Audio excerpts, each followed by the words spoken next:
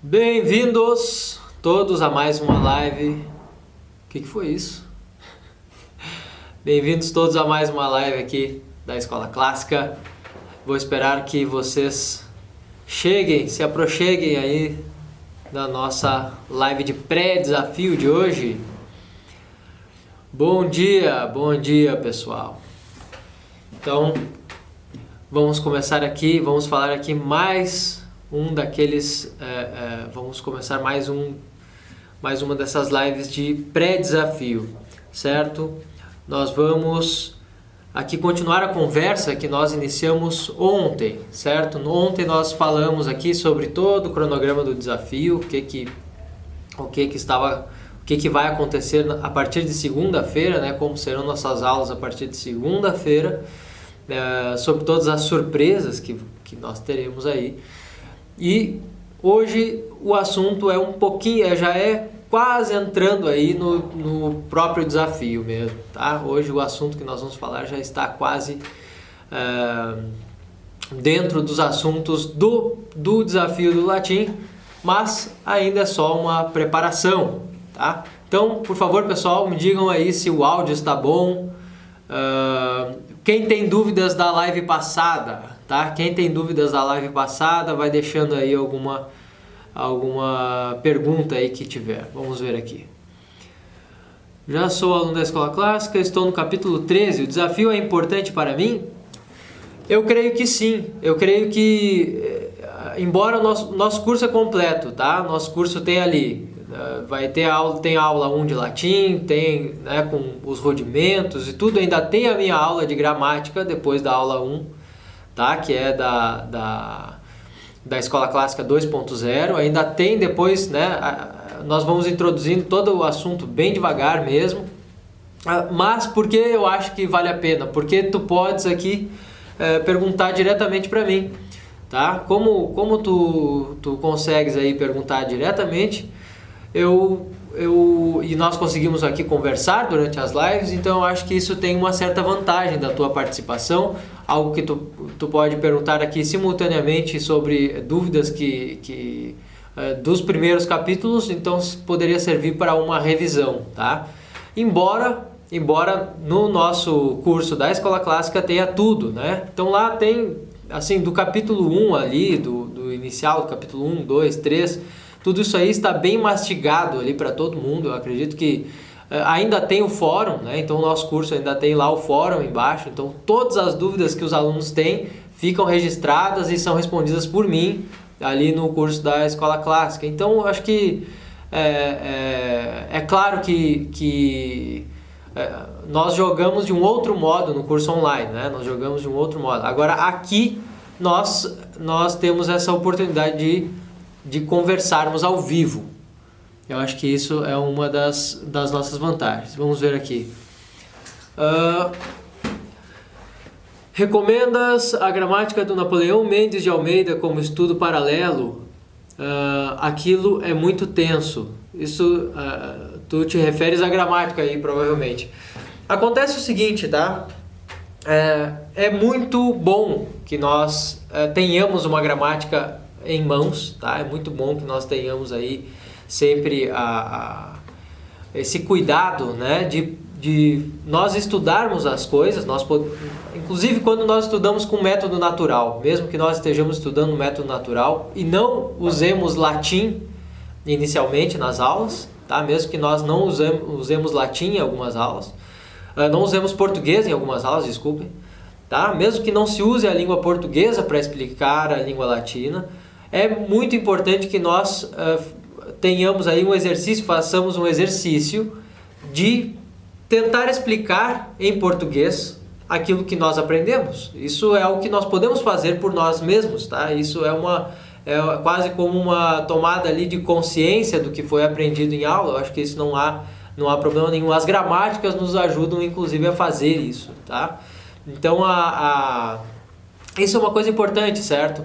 As gramáticas, existe mais de uma gramática, né? A mais popular é a do Napoleão Mendes, mas nós temos aí várias gramáticas interessantes. Agora, uma coisa mais interessante é que antigamente, né, quando nós pegamos ali, antigamente, não tão antigamente, tá? Mas nós pegamos aí professores do século XVI, por exemplo, tá? Nós pegamos aí professores do século XVI e nós temos nesse período gramáticas totalmente em latim. Qual é o sentido, né? Então nós pensamos o seguinte: bom, como é possível que se tivessem, tá? Que existissem aí gramáticas apenas em latim, né? Então o que acontece é que gramática, a gramática era um assunto, a gramática era um estudo aí que quando existia um manual de gramática, esse manual era mais feito para o professor, e o professor, quando explicava aquela gramática, quando fazia aquelas lições, normalmente também fazia aquilo ali de um modo simplificado aos seus alunos, estudando, falando tudo aquilo ali em latim, certo? E as gramáticas, não existia uma gramática, poucas gramáticas foram inicialmente traduzidas em línguas vernaculares, né? Então isso é uma coisa importante da gente notar, que, por exemplo, nós pegamos uma gramática portuguesa de latim, ela está toda em latim, tá? E isso é muito interessante. Os alunos também podiam ler gramáticas, podiam acessar gramáticas, mas já acessavam quando sabiam falar, quando sabiam escrever algo e quando podiam entender essa gramática em latim. Então aqui vai uma boa curiosidade, algo que já adentra um pouco o nosso assunto de hoje, que é por que, né? O nosso assunto de hoje é por que, quais são os principais motivos de estudar latim. Vou colocar o cronômetro aqui, tá? Quais são os principais motivos para se estudar latim? Esse é o nosso principal assunto hoje. Mas essa discussão da gramática é muito interessante, tá? Nós podemos sim sempre ter uma gramática em mãos, mas nós temos que entender que quanto mais contato com os textos, com textos mesmo, quanto mais leituras nós fizermos, nós praticaremos, né? Nós teremos a prática dessa linguagem, nós teremos a prática da língua, e é somente pela prática dessas leituras, é somente por aprender os modos de se usar essa língua, que às vezes não tem tanto um sentido, nem sempre tem um sentido perfeitamente explicável, tá? Nem sempre nós podemos explicar perfeitamente por que os latinos escolheram dizer algo assim ou de outro jeito e tudo. A gramática vai fazer o quê? Vai padronizar aquilo, vai dar um entendimento àquilo, mas não vai dizer justamente o que foi o pensamento do primeiro latino que usou aquelas palavras, ou que trouxe aquelas palavras ali para a língua, ou o modo de dizer, né? Às vezes os modos de dizer, inclusive, contrariam a gramática, né? Quando nós encontramos bons textos latinos, nós vamos ver várias figuras de linguagem ali que contradizem as regras rígidas aí, as regras principais da gramática. E não é que contradigam, não é que sejam erros gramaticais, mas contradizem as regras. Então esses homens que sabiam escrever e falar muito bem em latim, eles eram capazes de contradizer as regras também, porque conheciam bem a língua em si, né? E às vezes não sabiam absolutamente nada de gramática da língua, mas contrariavam as regras da língua. Até porque existiam alguns, até na época, por exemplo, nós vemos ali em Cícero, quando Cícero discute com um gramático grego, né? Ele discute com um gramático grego que sabia muito de latim, né? Que estudava latim e corrigiu dos usos dos casos em que Cícero se expressava ali com o nome com o uso de uma cidade, né? Com o nome de uma cidade, e o próprio Cícero se retratou com esse gramático, mas explicou que aquilo ali era possível de se usar, porque era uma figura de linguagem, né? Então teve toda aquela discussão. Isso era um dia, se vocês perguntarem, eu posso trazer algo mais sobre isso. Eu acho que é só uma curiosidade mesmo, mas notem que nem sempre a gramática é o que vai nos trazer o entendimento da língua, vai nos fazer aprender a língua em si. A gramática vai nos orientar, vai organizar o nosso pensamento, com certeza, e vai ser chave para o nosso avanço, mas inicialmente pode ser, em vários casos, dispensável, tá? Vamos ver aqui. Recomendadas, a gramática recomendas. Vamos ver se tem mais alguma pergunta aqui antes da gente começar. Está bem mastigado, sim. Você respondeu todas as minhas dúvidas. Eu vou fazer o desafio, sim. Muito obrigado, Bruno. Não, é isso mesmo, viu? Aqui é uma ótima oportunidade de revisão, uma oportunidade de tu perguntares aí o que queiras, tá? Vamos ver aqui se temos mais perguntas. Já tem bastante gente. Amo gramática, mas entendo que só devo passar rigorosamente para ela após o LLPSI. Tá, a língua latina percentual. Não, olha só. Essa é uma coisa importante, tá? O próprio língua latina tem a gramática, certo? Desde o capítulo 1 nós temos lições gramaticais. Tá? O problema é que alguns professores apenas leem aquela gramática ali, né? Apenas leem aquilo ali, como se aquilo ali fosse a gramática, como se aquilo ali fosse uma gramática esquematizada, bem verbalizada. Não é. Tá? A gramática que tem no primeiro capítulo, desde o primeiro capítulo no Língua Latina per se Ilustrata, ela é uma gramática a ser melhor articulada, exemplificada pelo professor.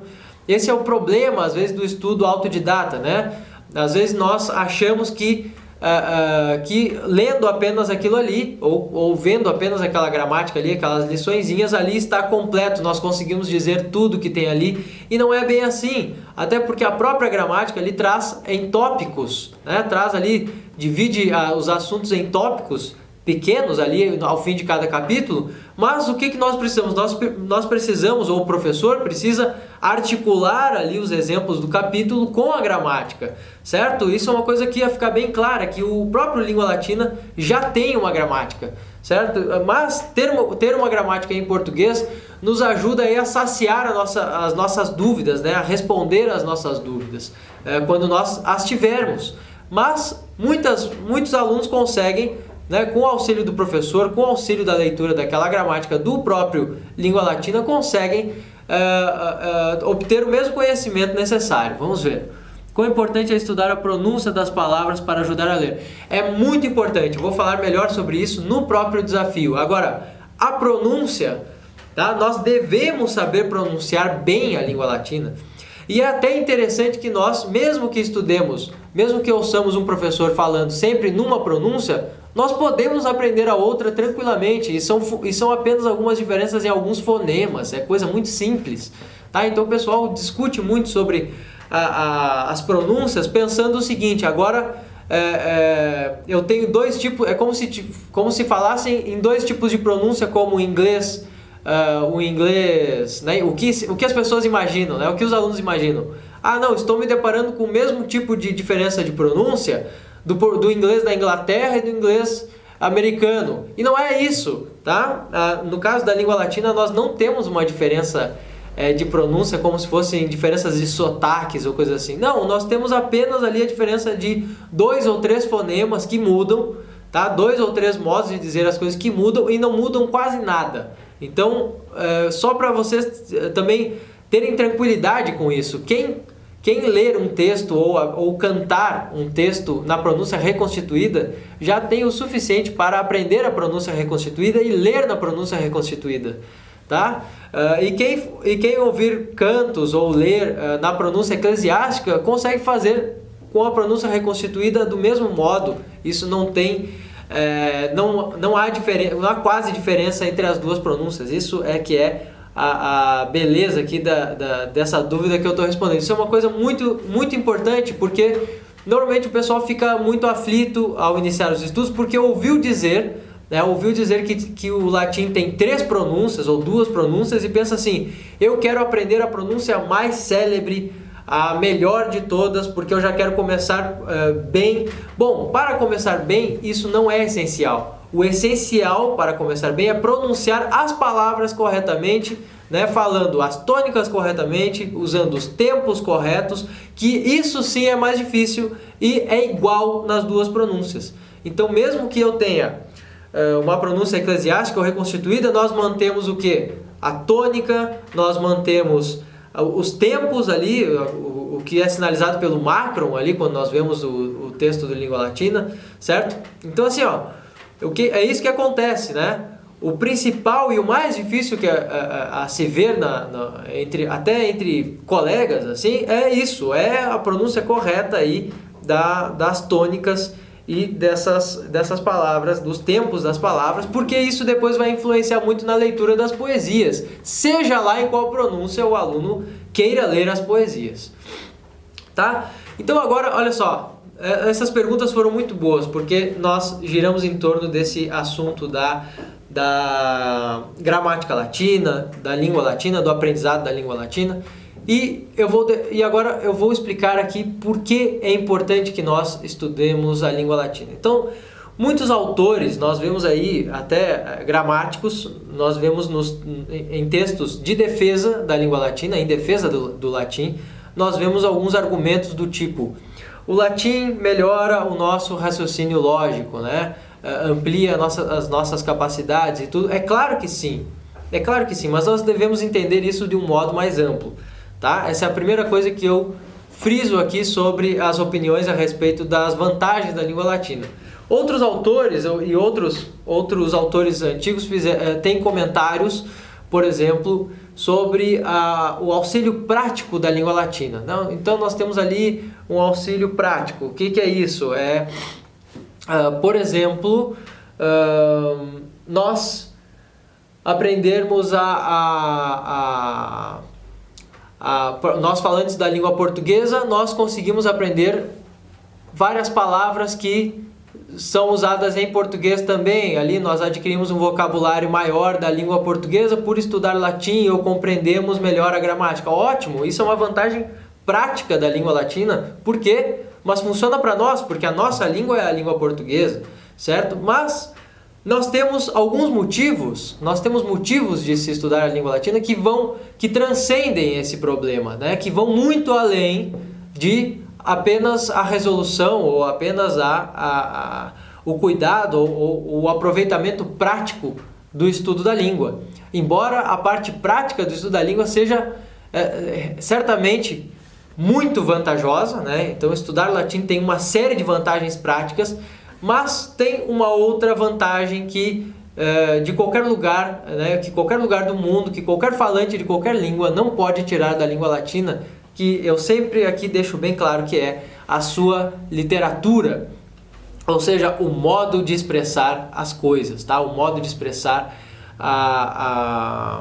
o modo de dizer, de cantar as poesias, o modo de metrificar, o modo de escrever, os estilos que surgem dessa língua, certo? Os mecanismos dessa língua por si só trazem as vantagens que há em estudar esta língua, certo? Então, quando nós pegamos ali, quando nós vemos, por exemplo, na Divina Comédia, quando Dante deve descer aí ao mundo inferior, quando Dante vai descendo ao mundo inferior, ele deixa bem claro que o grande guia dele é Virgílio.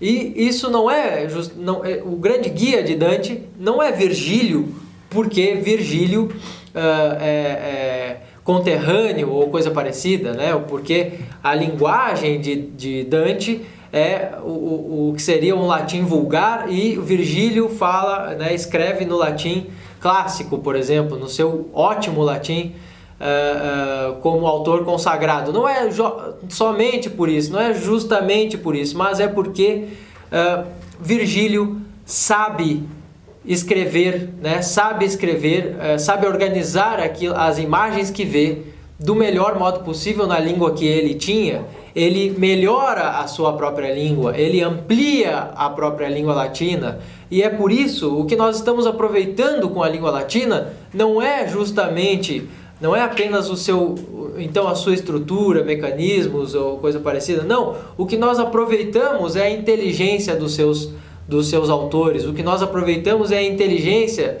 desses escritores antigos. O que nós aproveitamos é justamente essas capacidades que serão transmitidas através da sua literatura e dos seus textos. Sejam textos... Então é justamente por esse motivo que nós nos servimos até hoje da nomenclatura latina para tantas coisas. Então aqui está a origem da necessidade do estudo da língua latina, tá?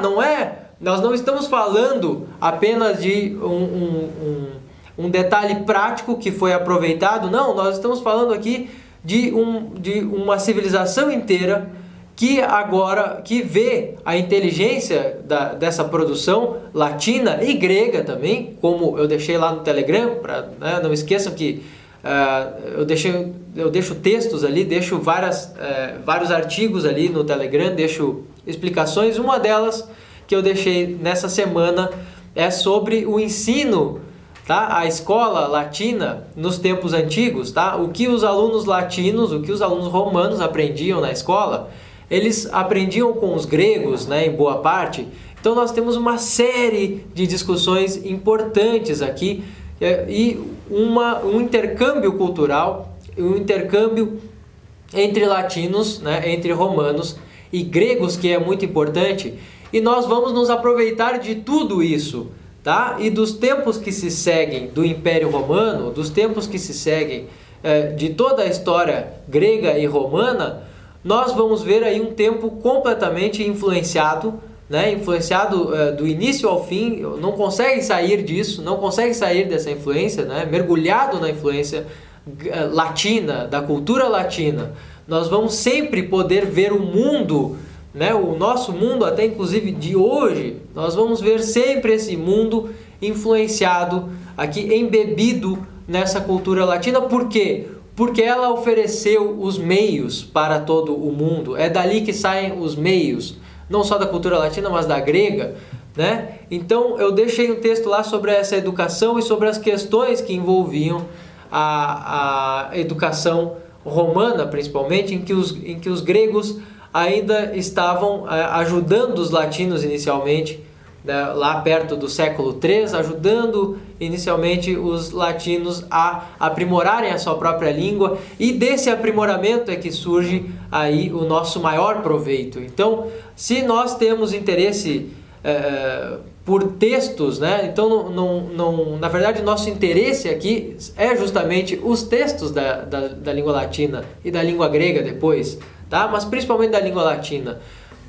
Isso também por uma questão de proximidade. Agora, eu já falei sobre aproveitar a inteligência, sobre aproveitar aquilo que é o patrimônio cultural latino, e agora eu falo sobre o aproveitamento prático disso tudo, tá? Não só aproveitar agora a cultura toda que se desenvolve daí e toda a inteligência que há em tudo que se escreve nessas línguas, tá? A arte que nós encontramos na cultura latina, mas falando agora para nós que somos brasileiros, que falamos português, tá? O nosso aproveitamento prático do estudo da língua. Primeiro, é o único modo, estudar latim é o único modo de compreender a nossa própria língua, certo? Ou melhor, compreender profundamente. Nós podemos compreender a nossa própria língua meditando sobre a língua, certo? Mas durante as nossas meditações, nós sempre vamos nos perguntar de onde saíram essas palavras, de onde saíram esses termos, por que isso, por que o significado se altera, como era utilizado nos seus primórdios, e nós vamos sempre acabar nessa língua, nós vamos sempre acabar no latim, certo? Então sempre que nós meditarmos sobre a nossa língua, é impossível não parar lá na língua latina. Então olha só, essa é uma das outras vantagens que nós temos. E isso nos ajuda em que áreas do conhecimento, né? Nós podemos dizer, não, nos ajuda na literatura, nos ajuda aí no estudo da gramática. Olha, eu diria que não é só isso. Embora nós estejamos falando de letras, né? Falando de linguagem, nós estamos falando de todas as ciências. Todas as ciências todas as ciências devem atravessar a barreira da linguagem. Todas elas, todas, as matemáticas, todas elas ultrapassam a barreira da linguagem. Todas.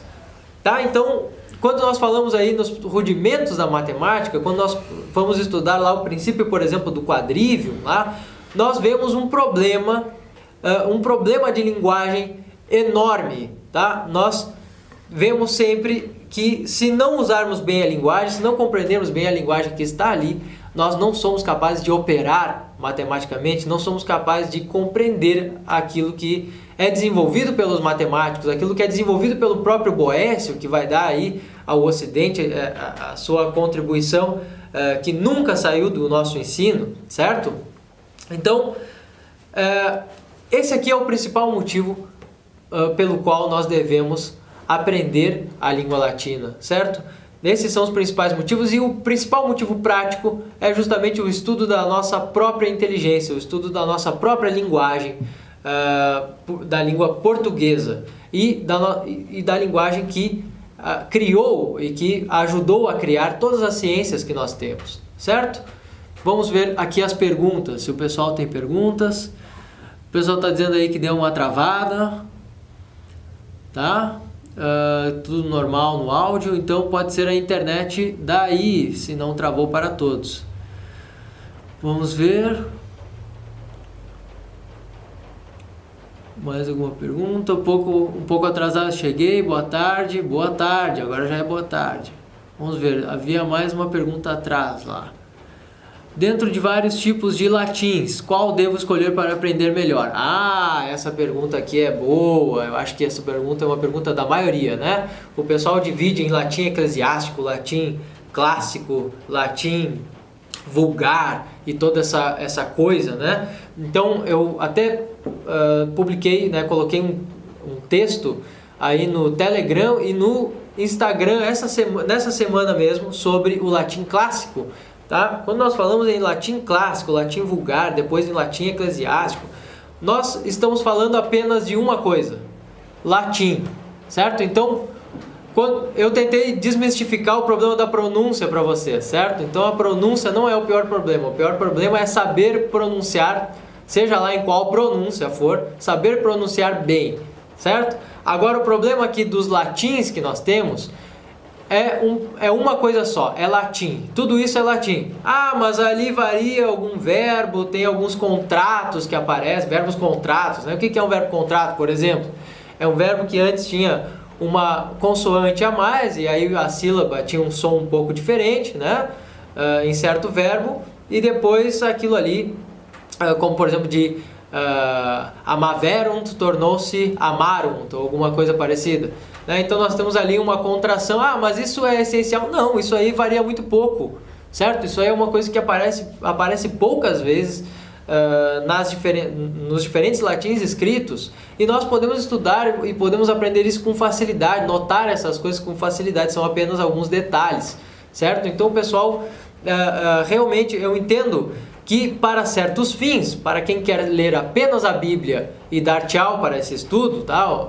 Eu não estou fazendo nenhum julgamento aqui, mas muitas pessoas querem fazer isso. Eu quero ler a Bíblia e depois esse é meu único objetivo, não quero saber mais nada. O problema é que assim o estudo fica mais difícil ainda. Se nós não queremos aprender nada sobre o resto do que está escrito na língua e queremos ler só a Bíblia, que vem depois ainda da literatura do latim clássico, da mais alta literatura do latim clássico, nós não vamos entender direito por que algumas coisas são escritas como são, nós não vamos entender a transposição do grego para o latim, tá? Então tem todo esse problema aí que envolve. Então sempre que nós pensarmos assim, eu vou me poupar aqui porque eu vou ler só isso, porque eu vou fazer só aquilo. Não, pensem que nós temos a vida toda e que esse estudo é prazeroso e vai anos à frente, tá? E nós podemos fazer isso até o fim da nossa vida. Estudar esses textos, são textos ótimos, né? Textos com música, tá? As poesias latinas são ótimas aí para se estudar ao longo da vida. Textos didáticos são muito bons. Nós vamos aos poucos, então, se for o caso. Fico em dúvida, sobretudo, quanto às nasais, mas estou guardando as questões para momentos oportunos. Certo, nós vamos aprender mais sobre isso. O estudo do latim pode ter algum proveito para o estudo da geografia? Sim, pode ter sim, mas aí nós temos que primeiro voltar aos rudimentos do quadrivium que estão lá, e depois nós vamos compreender melhor. E é claro, o próprio uso da língua latina já ajuda para que nós entendamos toda a nomenclatura da geografia. Por exemplo, quando nós vemos ali latus, longos, né, de latitude, longitude, tudo isso aí nos interessa. E a astronomia antiga toda escrita em latim, então nos interessa, né? Os elementos de Euclides escritos em latim nos interessam para entender geografia. Olha só, parece um salto, mas não. Tá? Quando nós vemos os primeiros conceitos de geografia, nós vamos entrar todo no problema da cartografia, nós vamos entrar no problema aí da cartografia celeste, digamos assim, tá? Nós vamos entrar no problema da astronomia, nós vamos aí regredindo, né? Nós vamos entrar no problema da geometria, nós vamos entrar no problema da aritmética, tá? E tudo isso é latim, tá? Nada disso foi escrito, nada disso que nós herdamos foi escrito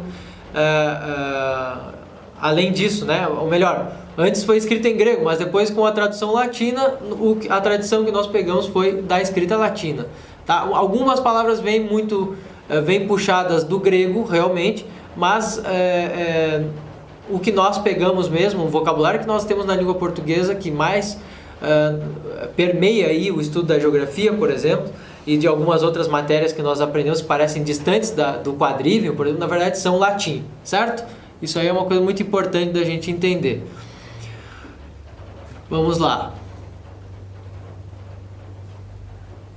Antes eu pensava em aprender grego e latim somente para ler a Bíblia.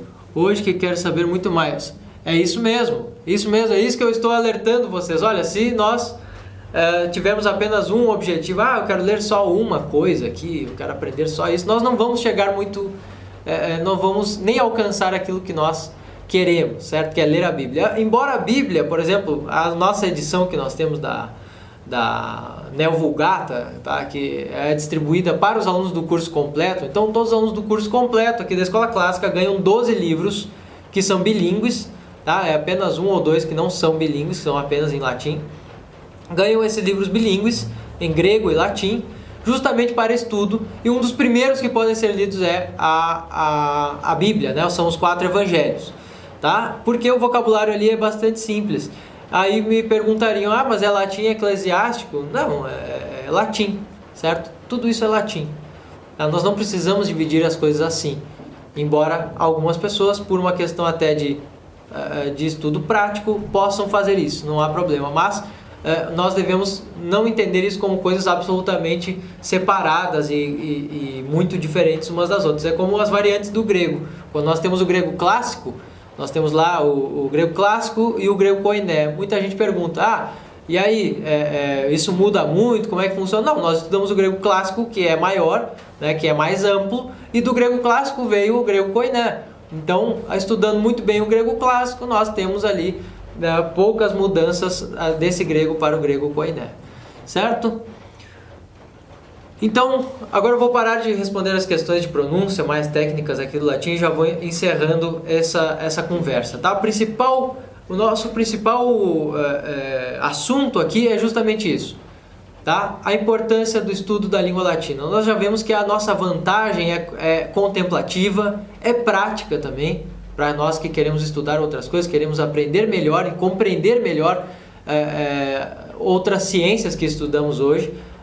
Até para compreendê-las, nós precisamos passar por esse problema da linguagem, que começa no latim, para nós que falamos português, e, por exemplo, para toda a produção da língua inglesa também. Tá? Quando nós vemos lá a produção do inglês, ela a maior parte dela e da produção científica é latina.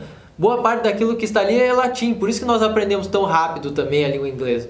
Muitas pessoas dizem, não, aprendi muito rápido o inglês. É claro, boa parte do vocabulário que se vai ler ali academicamente, na academia latim, aquilo ali é latino, assim como na nossa língua portuguesa. Um bom leitor de português também aprende mais rápido o latim e aprende mais rápido o inglês. Então quem tem experiência de leitura vai, por consequência, aprender melhor essas outras línguas, certo? Então aqui esse é um motivo prático e um motivo mais no sentido contemplativo, tá? Um sentido mais de estudo mesmo, que não é tão prático, mas nós vamos notar a influência disso na prática de outros modos, de modos mais secundários, é conhecer essa literatura latina, a inteligência, o modo de dizer as coisas em latim, a inteligência dos latinos, e depois nós podemos comparar isso com os textos da nossa própria língua e vamos fazendo isso ao longo da vida, isso não há problema nenhum, certo? Eu vou pedir a todos vocês que guardem as suas perguntas por hora, e que deixem para a nossa próxima live de segunda-feira, quando eu começar. Oi? Ajudem a divulgar o desafio. E ajudem a divulgar o desafio, porque já está muito bom. Nem começou ainda, agora é só um pré-desafio aí, mas já está muito legal. Eu estou gostando muito das perguntas de vocês, Eu gosto muito do interesse de vocês, isso para mim é gratificante para todos nós da Escola Clássica, certo? Agradeço. O Telegram também, vocês devem acessar o Telegram. Está nos nossos stories, aí vocês podem encontrar o link de acesso do nosso canal do Telegram nos stories, na nossa bio, tá? E se vocês ainda perguntarem para mim aqui nos directs, eu responderei também, darei a vocês aí esse endereço aí do nosso canal do Telegram. Então inscrevam-se lá, inscrevam-se no desafio também e participem, que nós teremos muitas surpresas. Não esqueçam, eu falei de várias surpresas que vão aparecer aí durante o desafio. Por favor, né? Fiquem atentos, senão vocês vão perder oportunidades aí de prêmios aí, do concurso que nós vamos lançar no futuro, certo? Então, eu fico por aqui. Muito obrigado, pessoal, muito obrigado a todos vocês.